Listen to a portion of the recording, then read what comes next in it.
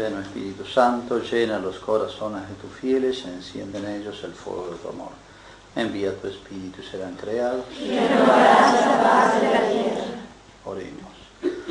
Oh Dios, que habéis iluminado los corazones de tus fieles con la luz del Espíritu Santo, danos gustar todo lo recto según el mismo Espíritu y gozar siempre de su consuelo. Por Jesucristo nuestro Señor. Amén. Inmaculado Corazón de María. Santa salvación del alma mía.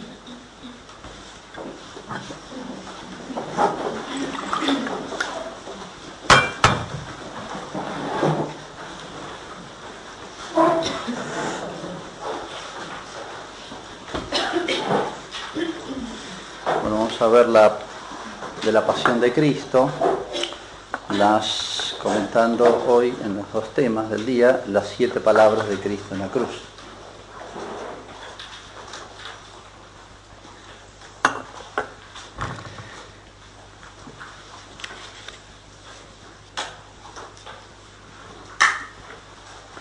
Estas 7 palabras que no son casuales, sino en fin todo pensado, como bien decía San Agustín,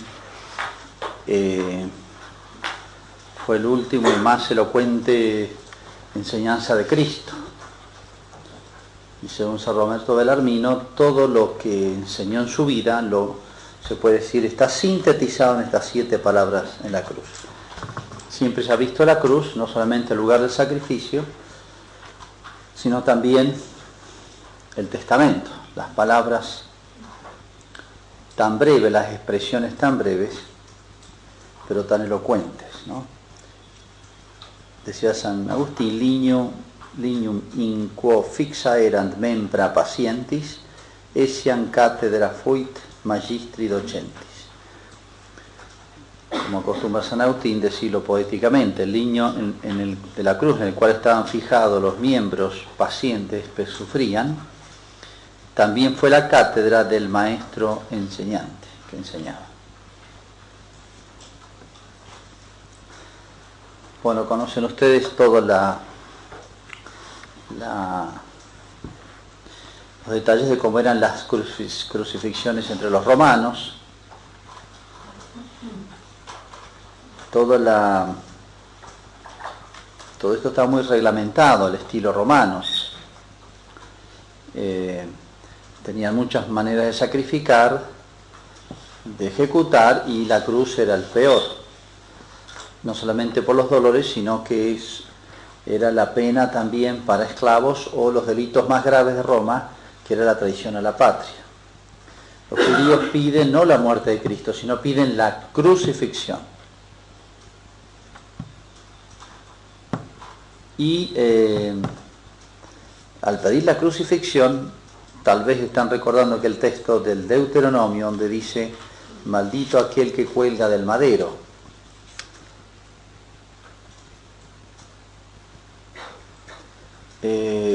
Los judíos, probablemente ese madero donde colgaba no se refería a la cruz, sino que después los judíos que ejecutaban los dejaban colgados a los ejecutados un tiempo como castigo ejemplar, ¿no? Pero de todas maneras eso se aplica a la cruz, de manera que piden lo más duro para Cristo. Y un sentido teológico tiene para los judíos de la maldición de Dios. Lo peor, ¿no? Ahí uno ve la intensidad y la profundidad del odio de los judíos. Bueno, está comprobado históricamente todos los detalles que cuentan los evangelios, lo cual confirma la veracidad, ¿no?, de todo esto. La causa de la condena, todo esto estaba reglamentado, ¿no? La flagelación previa, había flagelación que llegaba casi hasta la muerte, y la de las crucifixiones no, porque evidentemente tenían que morir en la cruz. Como saben ustedes, para extender a veces el sufrimiento, ponían una especie de como un cuerno de rinoceronte donde se sentaba, estaba apoyado en la entrepierna, para que durara más y podía estar 2 o 3 días en la cruz, para extender más la vida y que la gente lo viera. Por eso se crucificaba fuera de la ciudad y en el borde de los caminos. Fuera de la ciudad porque los antiguos distinguían la ciudad de los vivos y la ciudad de los muertos. No había que mezclarlas. Nunca jamás se enterraban en la ciudad. La necrópolis, la ciudad de los muertos, deben estar lejos. Pero en los caminos, para que la gente que entrara y saliera viera, eran castigos ejemplares, ¿no?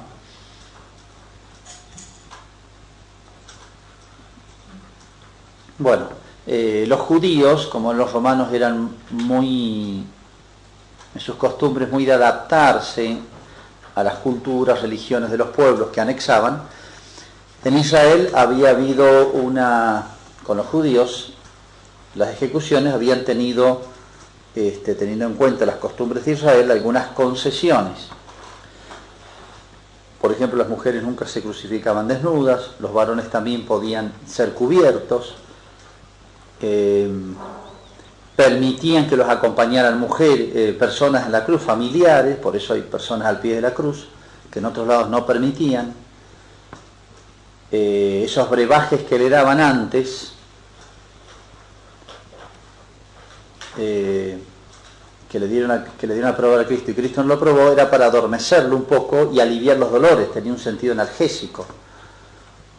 Eran todos maneras de atenuar la dureza del sacrificio de la cruz que los romanos le habían concedido a los judíos, ¿no?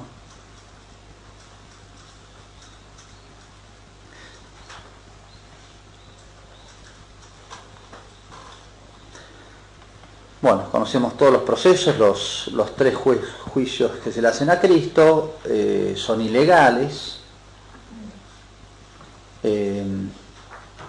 Los judíos necesitan del sí de Pilatos porque legalmente ellos no tenían el ius gladi. Roma le había sustraído, lo hacía cuando anexaba un país, le dejaba todo lo que podían sus autoridades religiosas, civiles, menos aquello que podría entrar en conflicto con Roma o que necesitaba Roma para gobernar un país. Entonces podían imponer penas menores los judíos, pero no la pena de muerte. Pero como a Cristo lo quieren matar, necesitan delitos que sean delitos para el derecho romano. Por eso esbozan delitos de que se hace rey y todo eso, o no quiere pagar los impuestos. Pilato se ve que después se da cuenta que no son reales, que son acusaciones falsas, entonces no los tiene en cuenta para condenarlos, ¿no? Pero Pilato se ve acosado por los judíos que quieren matarlo y necesitan el sí de Pilato, pues ellos no pueden ejecutar a nadie. El ius gladi lo tiene Roma. Entonces Pilato llega a una fórmula intermedia. Yo no encuentro delitos, no hay delitos para Roma, pero si para ustedes hay delito, háganse cargo. Entonces dice, caiga su sangre sobre nosotros y sobre nuestros hijos, como diciendo, nos hacemos cargo. Y entonces Pilato concede, autoriza la muerte. Pilato le temía a los judíos porque había tenido conflictos anteriores y los judíos tenían influjo en Roma. Se habían tenido varios conflictos y lo habían hecho retractar a Pilatos, ya 2 veces. Entre otras había puesto las águilas romanas, por ejemplo, en la ciudad de Jerusalén, era una profanación. Había metido tropas con los insignias romanas. Habían acudido a Roma y Roma le había obligado a retirar a Pilato las águilas romanas. Había tenido un par de conflictos que había perdido, entonces lo atemorizan a Pilato. Si lo sueltas no eres amigo del César. Él sabe lo que significa eso. Pilato pertenecía a una de las tribus que después va a constituir la base de Roma, de los samnios, que eran los mejores soldados, los sacaban de ahí. De esa tradición venía. Y era de una especie de, llamémosle, de una nobleza de provincia, ascendente. Entonces Pilato estaba en una situación, no era de la clase patricia más alta romana, que tenía más apoyo tradicional y familiar, sino de una clase media, noble, ascendente. Entonces cuidaba mucho su puesto y muy interesado en avanzar, en crecer. Entonces se encontraba en situación difícil.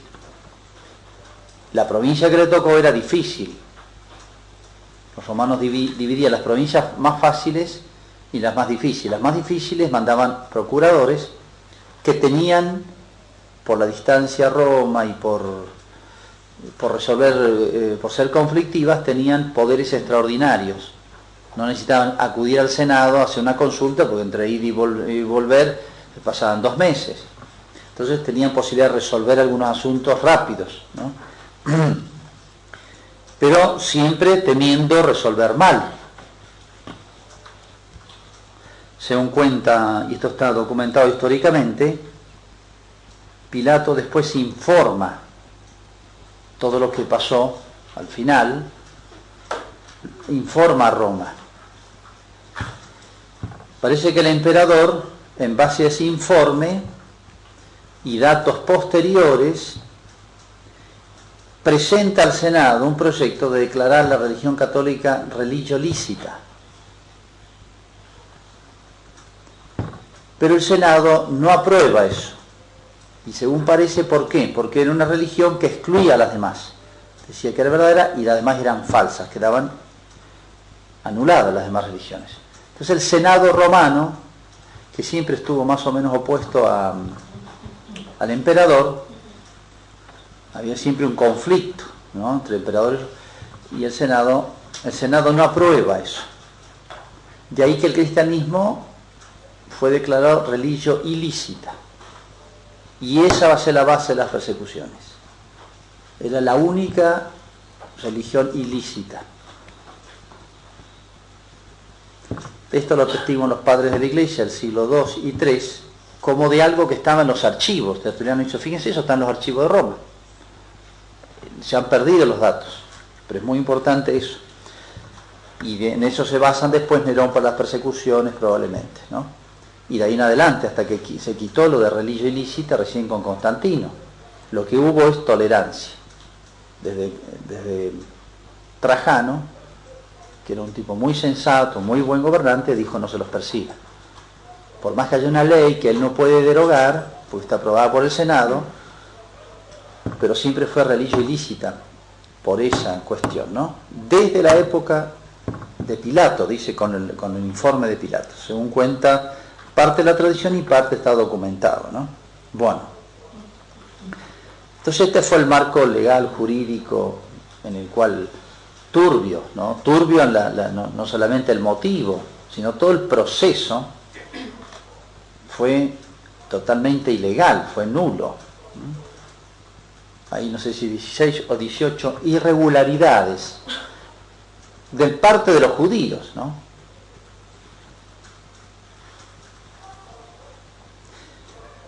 Bueno, llegamos a la cruz, ¿no? Ustedes saben que era todo el proceso, se llevaba normalmente el travesaño, el patíburum, ya estaba plantado el otro poste, se lo clavaba y se lo elevaba y ya estaban los agujeros hechos, de manera que metían un clavo y lo doblaban.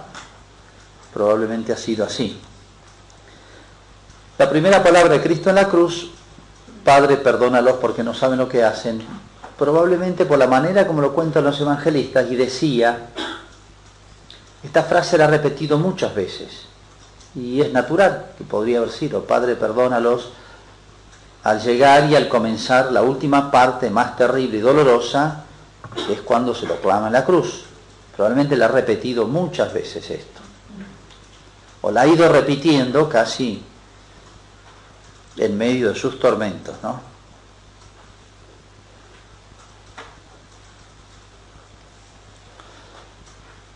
Si observamos esto realmente y recordamos cómo era el suplicio de la cruz, sobre todo esta etapa, cuando se introducían los clavos en las manos, los dolores, porque tocaban los nervios,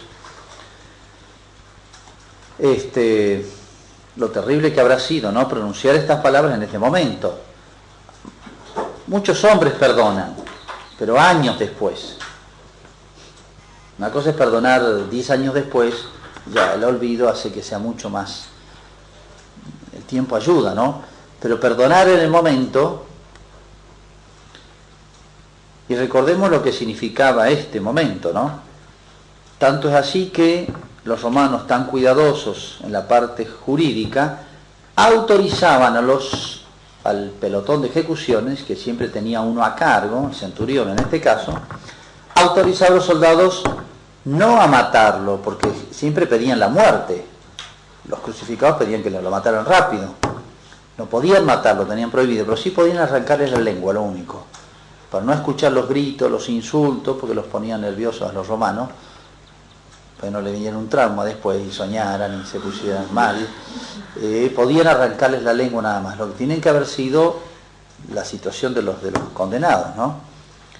Entonces, esta gente estaba acostumbrada, porque ellos tenían una especialidad. Había gente que se dedicaba a eso y sabían hacerlo perfectamente, ¿no? Entonces, qué sorpresa para los soldados, esto nos explica después la conversión del centurión, de en vez de escuchar los insultos, escuchar esta frase que repite, ¿no? Y no solamente eso, sino que, fíjense esta primera palabra, los que sufren siempre piensan en sí mismos, es como una defensa natural. Y las tres primeras expresiones de Cristo son para los demás. Primero hacia todos, yo diría casi la más heroica, pues se dirige a todos, los verdugos, los que tiene ahí inmediatamente, judíos, romanos, etcétera, y bueno, esto está dirigido a toda la humanidad. Padre, y dice Padre, hace alusión al título más grande que tiene él como hijo. O sea, es una oración de intercesión por nosotros. Es la única oración de Cristo de intercesión en la cruz. Y acude al título más alto que tiene, de cercanía con el Padre. El Padre y yo somos uno. Por eso no existe una oración más eficaz que esta, ¿no? Y fíjense que no pidió salud para los enfermos, ni la resurrección de los muertos, ni todo eso, sino el perdón. Esto hace ver que, digamos, el mal más grande que tiene el hombre es la distancia con Dios, es la separación con Dios, que se llama pecado.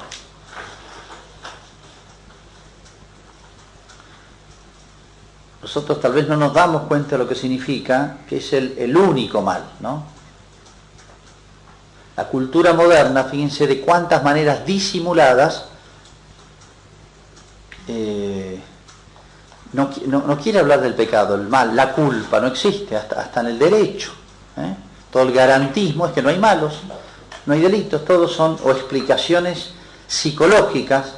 Tuvo una infancia muy mala, porque el abuelo le pegaba, entonces salió delincuente.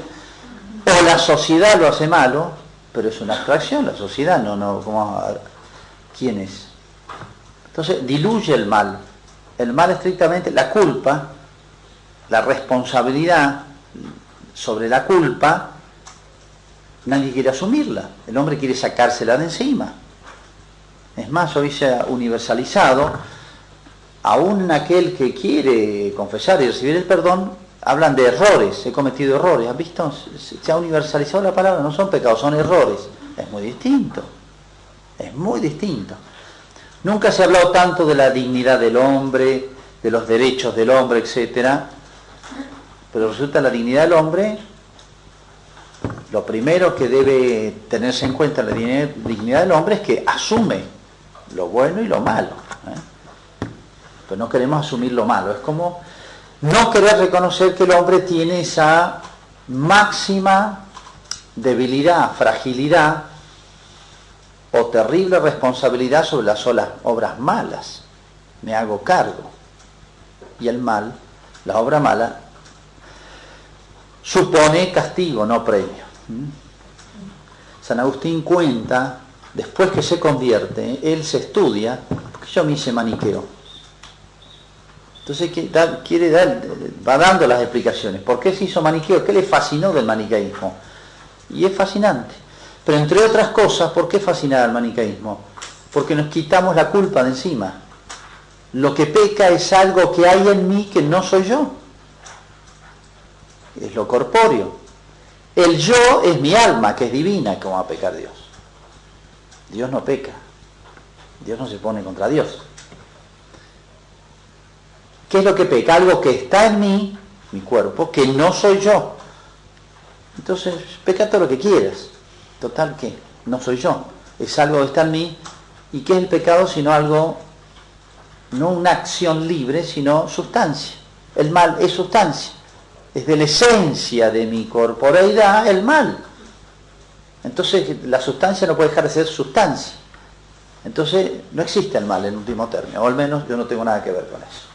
O si se quiere, el mal es tan malo que es sustancia mala. Lo corpóreo es el mal. O el mal es cuerpo, materia. ¿Entienden cómo se arma todo este invento, esta fantasía, esta ideología, en último término para quitarnos el terrible peso de la culpa? La conciencia del pecado solamente se tiene ante Dios. Como decía Pío XII, se ha perdido el sentido de Dios, se pierde el sentido de pecado. Y el hombre se hace el tonto, no quiere asumir eso. Esto no lo asumo y no lo asumo. Porque es la más terrible responsabilidad del hombre, enfrentarse al Creador, a Dios. Entonces hay mil vueltas.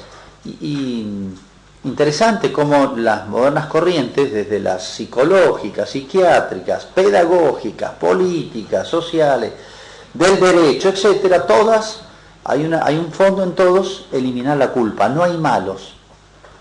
Los malos no son malos, ¿no? Los delincuentes no son delincuentes.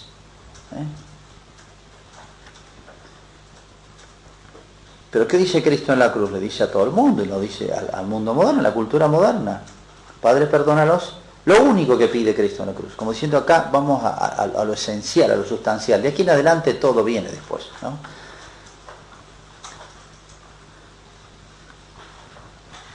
Y fíjense, desde otro punto de vista, no solamente nos tiene que hacer pensar que es la primera palabra y la única petición que hace para nosotros. El gran intercesor, lo que pide para nosotros es el perdón. Y nosotros no sé si le hubiéramos pedido eso.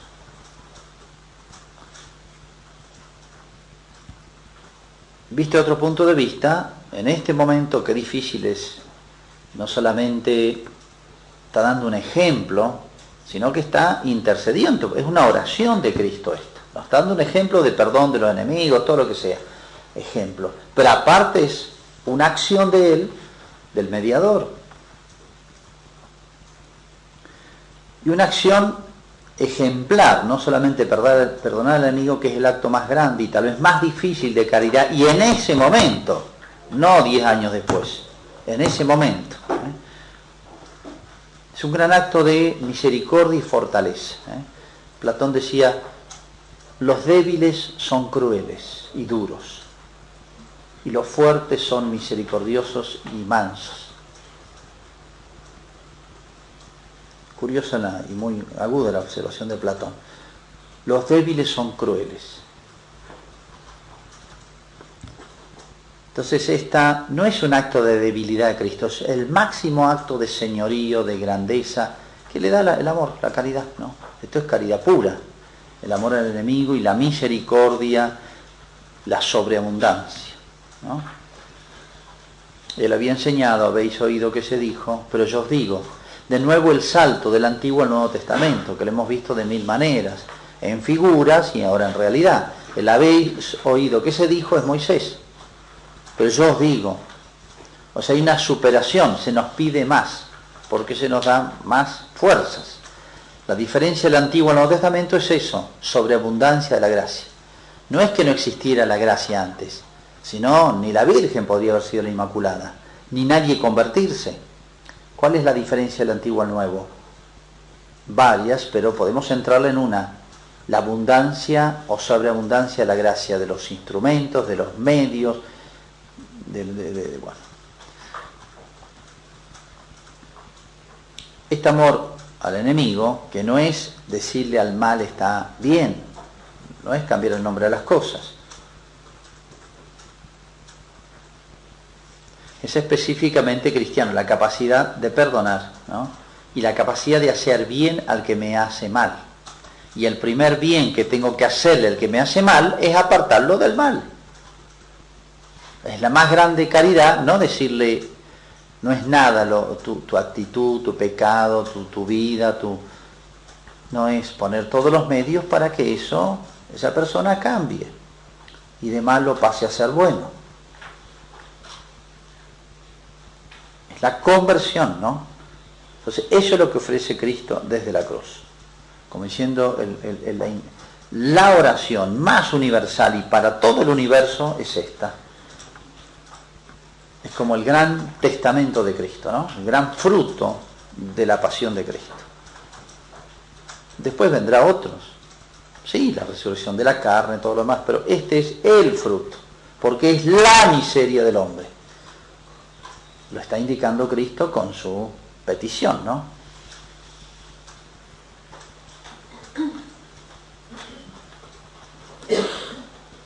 Y esto es específicamente cristiano, porque el cristianismo es el único que entiende que el pecado es pecado y le pone el nombre a las cosas y entiende la profundidad del mal humano que es el pecado.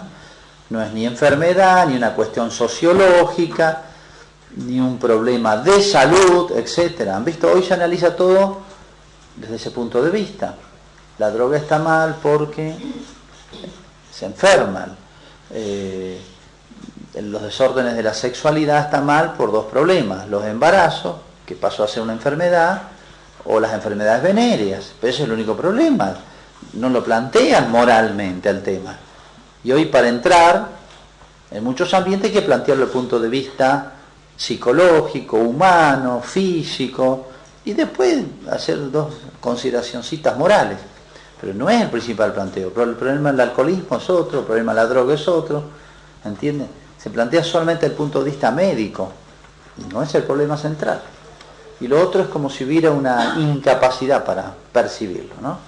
Y así todos los problemas.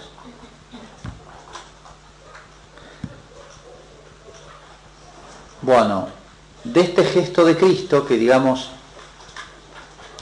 está haciendo una afirmación antropológica importantísima, Cristo en la cruz. El mal de la humanidad, con mayúscula, es el pecado, ¿no?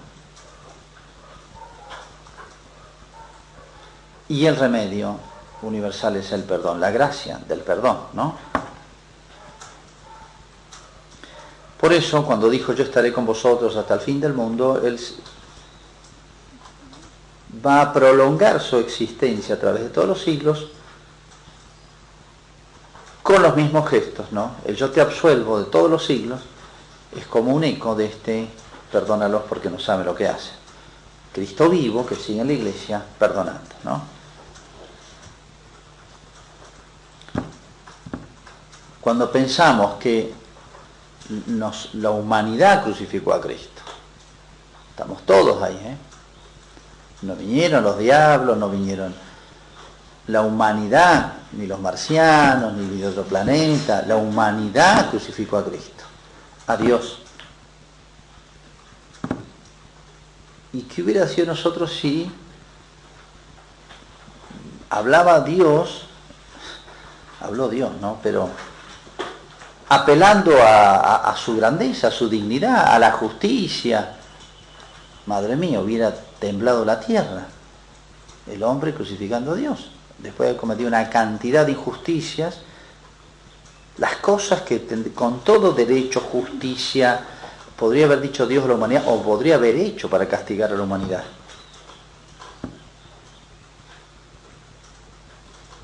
Qué sorpresa, ¿no? Que hablando Dios, en el medio de este gigantesca injusticia, delito, pero gigantesca injusticia, la más grande de los siglos, habla Dios, que es la víctima, y escuchamos el perdón.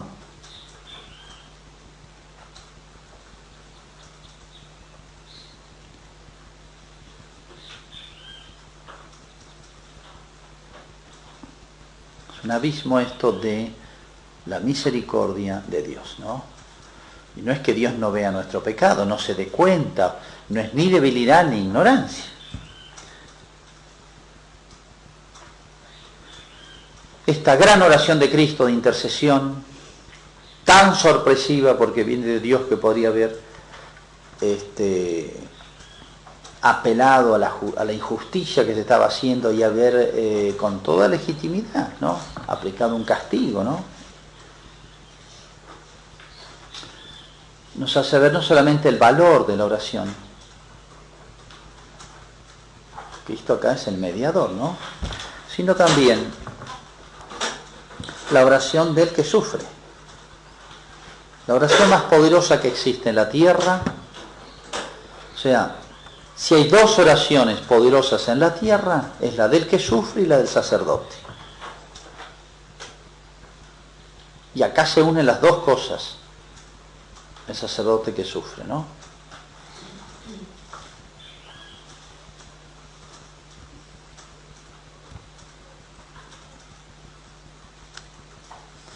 Segunda palabra, hoy estarás conmigo en el paraíso. Bueno, con Cristo fueron llevados, siempre se agrupaban las ejecuciones, probablemente los tres atados. En la Santa Sábana se ha descubierto a la altura del tobillo del pie de Cristo como que una soga ha corrido la sangre, y eso calza muy bien con la manera, pues llevaban a uno del brazo a los pies del otro, del pie del otro al brazo del otro, y así. Iban atados los que iban a crucificar. Bueno, a Cristo lo han llevado con los otros dos. No sabemos qué es lo que han padecido antes estos hombres, si han sido flagelados o no, probablemente no. E incluso un gran especialista en la Santa Síndone sostiene que los dos ladrones no estaban crucificados, estaban con clavos, estaban atados, que era otra manera. Los ataban en la cruz, pero para poder respirar tienen que levantarse sobre los brazos. Obviamente duele mucho menos, pero se agota y mueren por una especie de asfixia. Y si quieren acelerar la muerte, le quiebran las piernas, que es que hicieron. ¿De dónde sostiene? Porque dice junto a la cruz Jesús estaba, no dice estaban clavados en la cruz. Él sostiene que los diálogos largos de estos hombres que hablan en la cruz, las frases de Cristo son muy breves, suponen que este hombre, nadie que esté con clavos y colgado puede hacer esa frase tan larga, mira no sé cuánto, nada hecho, en cambio nosotros, no, la hace más corta, ¿entiendes? No tiene tanto aire, trata de sintetizar un poquito, hace un esfuerzo, ¿no? No sé qué hubieran hecho algunas si hubieran estado crucificadas, ¿no? Bueno, él supone eso, bueno, por los diálogos más largos, que sufría mucho menos que Cristo, ¿no? Pero no obstante, mueren después al quebrarse de las piernas. Uno a la larga moría lo mismo, ¿eh? Eso era no es que sea tan cómoda la cosa, ¿no? Bueno, puede ser una conjetura, pero bueno, estos dos hombres realmente seguro que han oído hablar de Cristo. ¿Quién en Israel no oyó hablar de Cristo?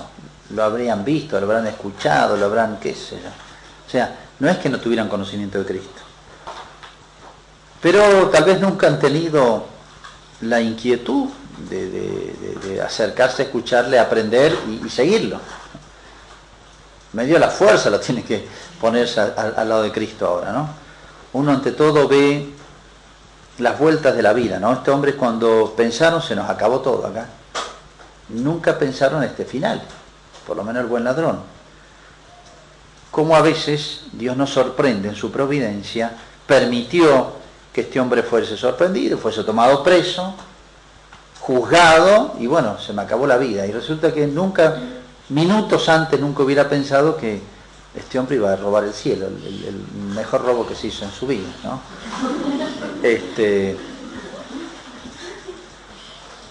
Los caminos de Dios, uno dice, de la providencia de Dios, del mal sale bien, cuando se espera, cuando todo se termina, todo empieza, en los planes. Dios maneja el universo, ¿no? Dios maneja con su providencia todas las cosas, ¿no? Cuando hubiera tenido la oportunidad, o Dios le hubiera dado la ocasión de estar tan cerca de Cristo, que muchos desearon y a lo mejor no pudieron, como no es que haya que recomendarse al ladrón y de todo el delito, pero Dios saca bien de males en su providencia, ¿no? Bueno, estos dos hombres, uno ve, los dos sufren lo mismo. Los dos tienen aparentemente un mismo currículum,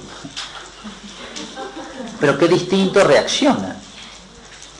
Da la impresión por los textos de los evangelistas que al principio los dos estaban enfurecidos, porque el dolor prueba y saca lo que hay dentro de uno. El dolor muestra lo que hay dentro de uno, a nosotros y a los demás. Por eso Cristo quiso ir a la cruz para mostrar más. Nunca fue más virtuoso ni menos Cristo, siempre fue igualmente santo, pero se vio más virtud en la cruz, resplandeció más. Estaba como escondido, digamos. En cambio, estos dos hombres, la misma prueba, el mismo itinerario probablemente, y sin embargo, qué reacción distinta. Da la impresión de que en uno de ellos hay una conversión, porque al principio parece que los dos reniegan de Cristo, bueno. Creo que no se puede descartar de que el tiempo, desde que los crucifican hasta que mueren, han pasado horas. No sabemos exactamente. Como ellos contaban de a 3 horas, de a bloques, tercia, sexta, nona, etc. Bueno. Pero ha pasado tiempo, terminó el proceso de la ejecución, están clavados en la cruz, puestos en la cruz, y ahí quedan los soldados. Entonces yo pienso que puede conjeturarse, aunque no está en la Escritura, la intervención de San Juan al escuchar a estos hombres, la intervención de la Virgen. Lo habrá convencido de que quién era al lado, quién tenía, que él podía darle el perdón, que hay otra vida, que en fin, todo lo que... No han estado pasivos ni San Juan, ni la Virgen, ni María Magdalena, la convertida. Yo fui peor que ustedes, le habrá dicho. Si a mí me perdonó, yo cambié, no sé, pero los personajes del pie de la cruz, que a veces los hacemos demasiado estáticos porque así aparecen las estampitas, pero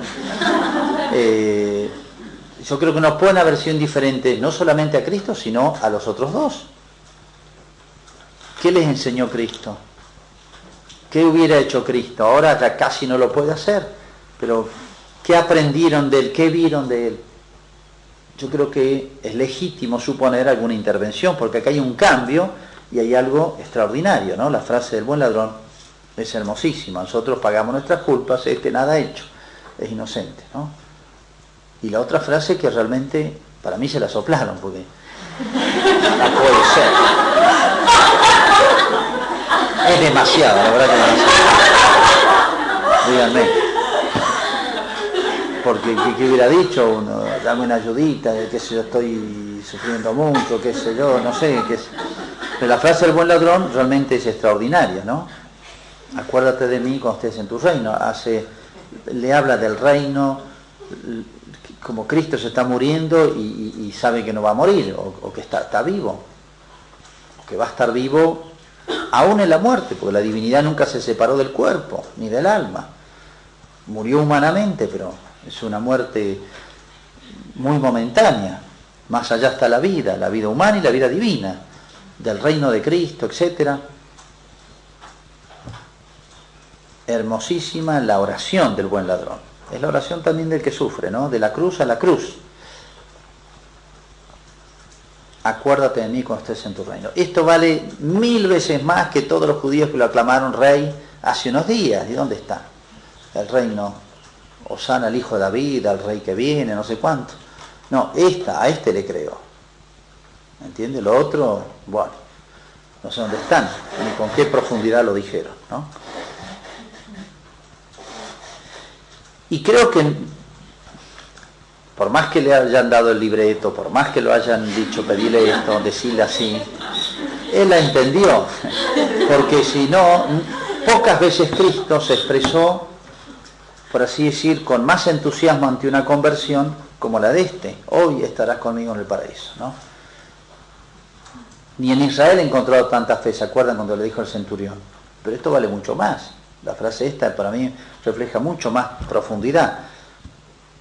que solamente San Pedro, cuando inspirado por el Espíritu Santo, tú eres el Cristo, el Hijo de Dios vivo.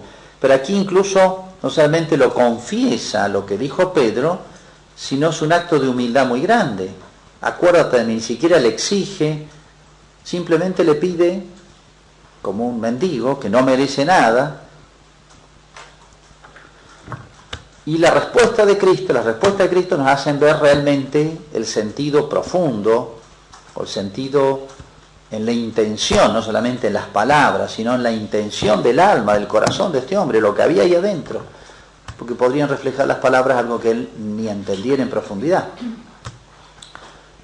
Hoy, conmigo en el paraíso, no hay desperdicio acá, ¿no? Hoy, o sea, no le dice, vamos a ver, tenés que pasar el purgatorio, vas a tener que purificar un poquito más, o si perseverás, vamos. Fíjense, le dice hoy una especie de urgencia, como diciendo, más pronto que el hoy, no sé qué hay, ¿no? Esa prontitud con la que Cristo responde a un corazón realmente contrito, ¿no? Hoy, conmigo, le ha dicho que es rey, tu reino. Conmigo, rey.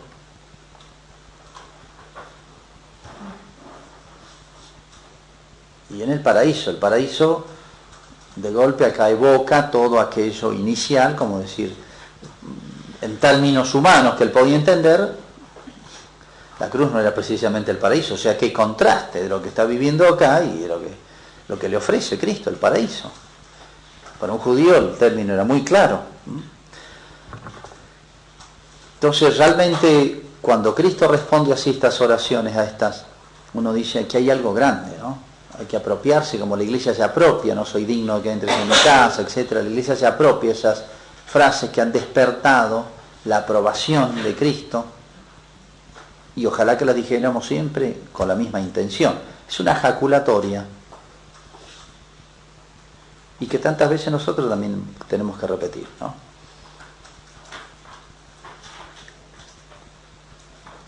Decíamos que a veces los males del mundo nos hacen un poco pesimistas y nos hacen un poco dudar de Dios, de la capacidad que tiene Dios para transformar las piedras, de las piedras hijos de Adán.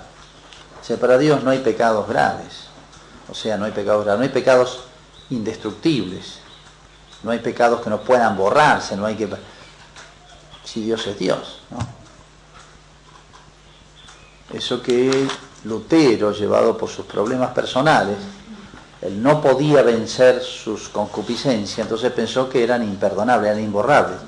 En el fondo, un hombre muy pagado de sí mismo, confiado de sí mismo, no tenía sentido de Dios, porque para Dios crear un grano de arena y el universo al mismo esfuerzo, perdonar un venial y un pecado gravísimo para Dios es lo mismo. Entonces, si este hombre en esa circunstancia el dolor acerca o aleja, pero nunca deja igual, en esa circunstancia dio un salto espiritual tan gigantesco, ¿a quién no puede convertir la gracia? Entonces, no me aflijan ni mis pecados ni los pecados del mundo. Basta con tener lo único que pide Dios es esa actitud, la humildad de la contrición.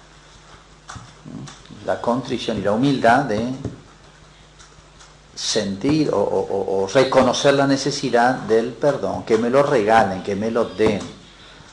La contrición del corazón y la confianza en la misericordia. Si Judas hubiera escuchado este diálogo, tal vez hubieran cambiado para él la vida, ¿no?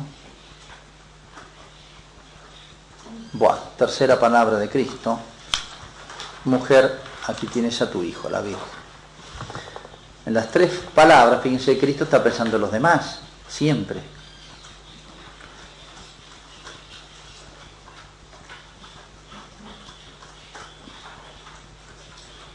La Virgen al pie de la cruz. Recordemos que es cooperadora, está unida a Cristo desde el principio. Ella, este tema lo debe tener claro, es la corredentora.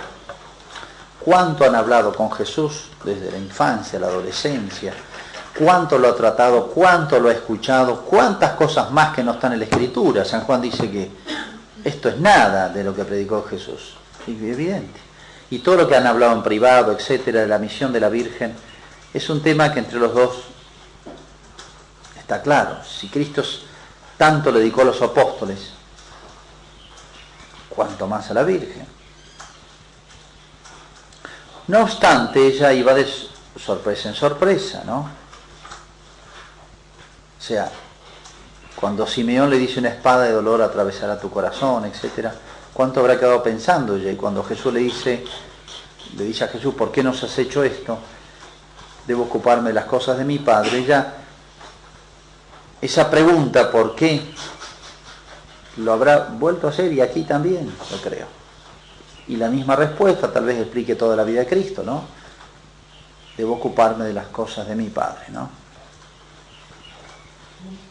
Entonces, así como a ella han sido cosas nuevas, sorpresas, toda esta última etapa, ¿cómo iba a ser esta entrega? Cristo profetizó su muerte, fenómeno. Pero todos los detalles, y otra cosa es conocerla y otra cosa es estar dentro de eso, ¿no? Vivirla, ¿no? Padecerla. Hay que meterse en el alma de la Virgen y no solamente sufrir por su Hijo, sino sufrir como corredentora, por todos. Cristo cargó con todos los pecados del mundo, no los suyos. Y la Virgen de alguna manera también. Entonces, si vemos cuánto le significó su Hijo, tenemos que también unir, porque es la corredentora, cuánto le significó la humanidad. Los dolores de la Virgen no eran solamente los de Cristo muriendo en medio de una gran injusticia. Lo que cargaba sobre el corazón de la Virgen es muchas cosas más. Yo pienso que le dolería más la ausencia de los apóstoles, la traición de Judas, el pueblo de Israel elegido y tantos. Acuérdense que la ciencia de la Virgen, el conocimiento de la Virgen no era un conocimiento común, ordinario, ¿no? Tenía una ciencia especial, ¿no? Entonces, hay que tratar de meterse dentro del alma de la Virgen. Y esta hermosa y misteriosa frase, aquí tienes a tu Hijo. Como diciéndole a la Virgen, yo diría declarando algo que está más para nosotros que para ella, más para San Juan que para María.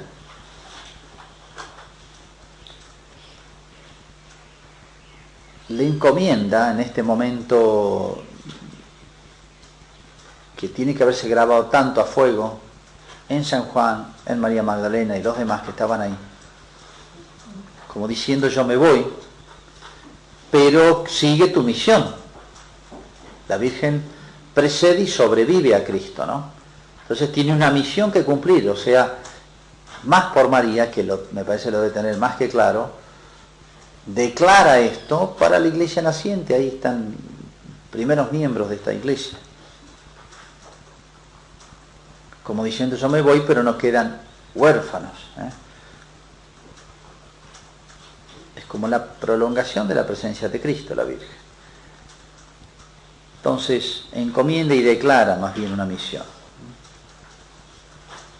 Y así como guardaba en el corazón todos los sucesos de la vida de Jesús, dolorosos, porque te buscamos con angustia, pero que tenían un sentido, no es un dolor por el dolor. También guardará en el corazón todos los sucesos de San Juan, de María Magdalena, de la iglesia naciente. Y cuando uno conoce ese primer tramo de la iglesia naciente por los hechos de los apóstoles y por la historia, uno ve cuánto habrá también la Virgen sufrido por todas las persecuciones a la iglesia. Acuérdense el martirio pronto de San Esteban, de uno de los apóstoles, después uno por uno fueron muriendo. No sabemos exactamente cuánto más vivió la Virgen, pero todo lo que ha visto las persecuciones a la iglesia, ¿no? Entonces esa maternidad de la Virgen dolorosa, cómo se va a ejercer y cómo la iglesia primitiva la va a tener tan presente a la Virgen. Es muy significativo que la primera oración que se conoce a la Virgen es el Subtum Presidium, que ya hay textos en el año 180, pero en muchos lugares distintos, en muchas lenguas. ¿Y qué significa? Que si nos retrotraemos, tenemos que retrotraernos en el tiempo también, y entonces no sabemos de cuándo ha surgido, pero de las primeras generaciones cristianas. Bajo tu amparo nos acogemos. Y es lo mismo. Aquí tienes a tu madre, aquí tienes a tu hijo, y bajo tu amparo nos acogemos. Es la expresión, es como la respuesta de San Juan. Si San Juan hubiera respondido ahora, tal vez hubiera hecho esa oración. Porque el hijo se ampara en la madre, ¿no?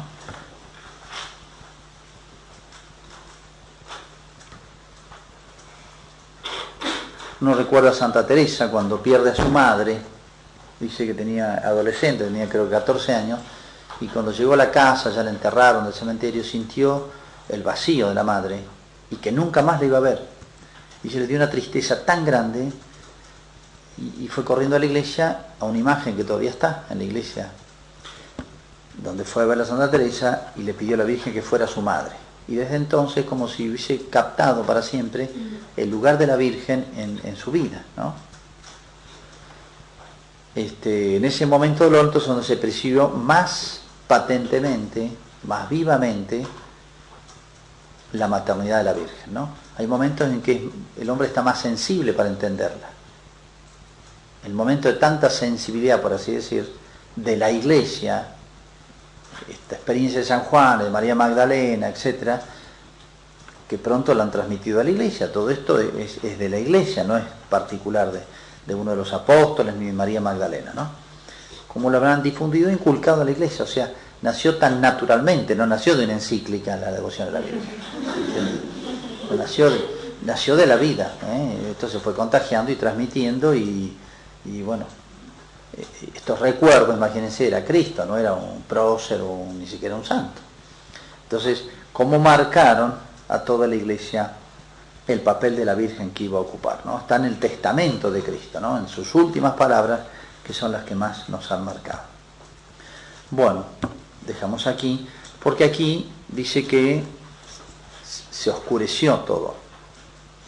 Esa oscuridad obviamente tiene un múltiple sentido. Es como si hubieran dos momentos en la cruz, como si la oscuridad dividiera dos momentos, y divide las palabras de Cristo en la cruz. Vamos a ver las que siguen, que me parece pueden interpretarse bien,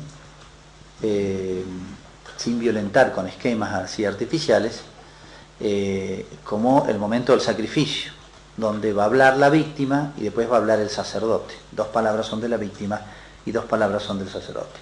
Bueno, esta oscuridad que divide la pasión, el momento de la cruz, en dos, lo parte por la mitad, es como un homenaje, por un lado, de la creación, como también las dos ciudades, el bien y el mal, en su momento culminante, ¿no? Tiene como un múltiple significado. Y también pueden expresar el dolor, es el homenaje de la creación, de dolor, de los que comprendían lo que estaba pasando aquí, de luto, de dolor, de compunción, etc. O sea, hasta la creación se hizo eco de lo que no confesaban los hombres, como la confesión de la creación, como después va a ser el terremoto, etc. Se abrieron las piedras. Cuando los hombres no confiesan a Dios, por algún lado, Dios se las arregla para que se haga patente de que aquí hay alguien que es más que hombre, ¿no? Bueno, así que dejamos aquí para comentar después las otras 4 parágrafos.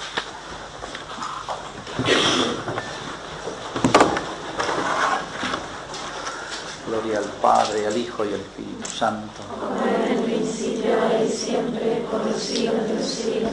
Amén.